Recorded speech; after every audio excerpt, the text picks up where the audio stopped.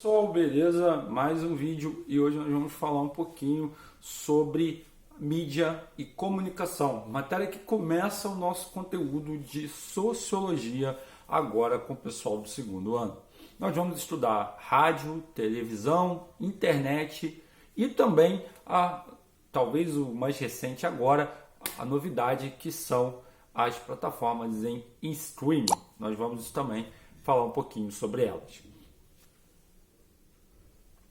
Mas eu começo essa discussão falando sobre o rádio. Exatamente, o rádio, aquele meio de comunicação antigo que você deve falar assim, caramba, como é que o rádio em tempos modernos consegue sobreviver?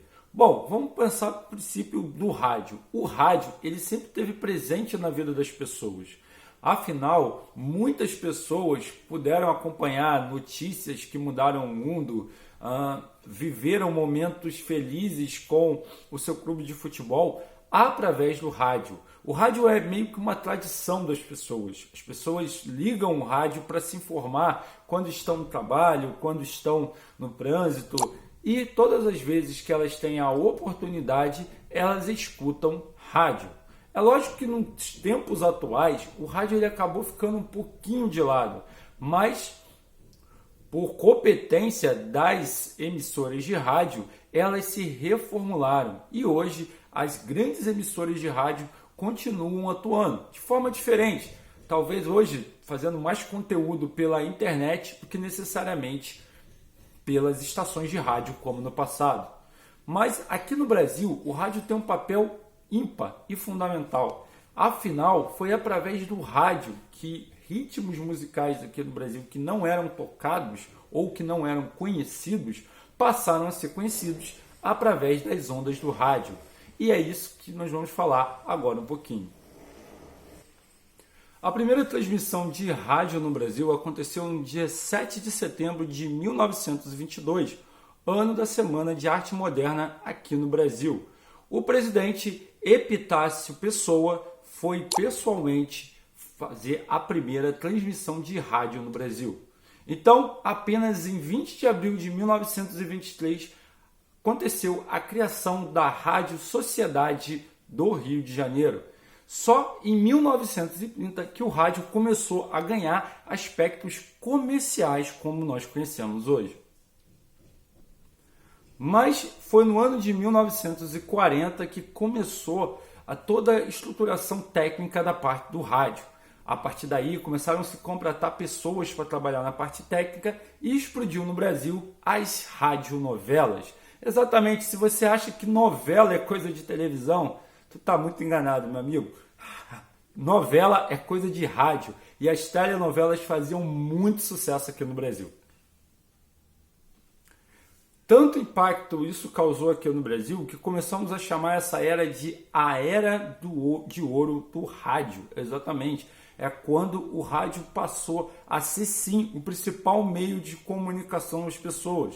As pessoas ligavam o rádio para saber das notícias. As pessoas esperavam o pronunciamento do presidente da República pelo rádio. As pessoas vibravam, riam, choravam com as telenovelas. E aí também se emocionavam com as grandes partidas esportivas da época. Com o surgimento da televisão na década de 1950, o rádio passou a ter um outro papel.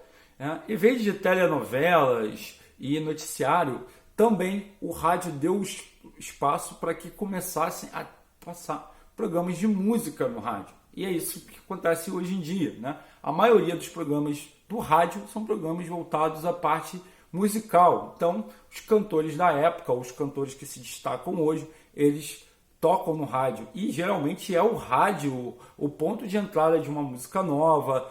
Quando um cantor ele quer fazer algum tipo de trabalho novo, ele geralmente lança esse trabalho pelo rádio. Então o rádio ele passou a ter uma função secundária, porém não menos importante do que a televisão, como muita gente acredita.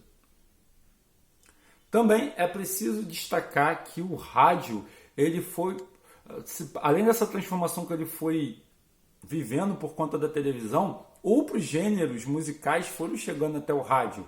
O samba se popularizou por conta do rádio. O primeiro samba a tocar nas emissoras de rádio foi o samba do telefone. Dali em diante, grandes estrelas passaram pela rádio brasileira, deixaram sua marca e com certeza o rádio ele ganhou um lugar no coração das pessoas até os dias de hoje. Não importa se você tem mídias hoje como a internet ou mesmo a própria televisão, o rádio sempre vai ter espaço no coração dos brasileiros. Mas na semana que vem vamos falar de uma outra mídia que é super popular no Brasil. Afinal de contas, quem nunca vibrou com uma novela das 9, que nunca começa às 9? Quem nunca viveu as emoções de uma grande conquista através das imagens da televisão? Quem nunca chorou e sorriu com informações que a televisão passa? É essa mídia que nós vamos estudar na semana que vem. Valeu, jovens, até a próxima. Valeu, fui!